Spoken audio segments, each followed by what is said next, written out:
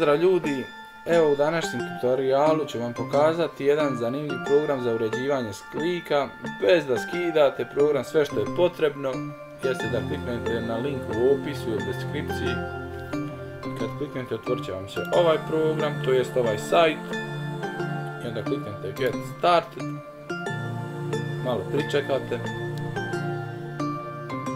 Start New, odete na Open, Computer, nađete sliku željenu koju hoćete.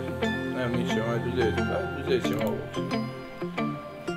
T4, ovdje imate sve žive alatke, sad da ne pokazujem šta je, zašto služi.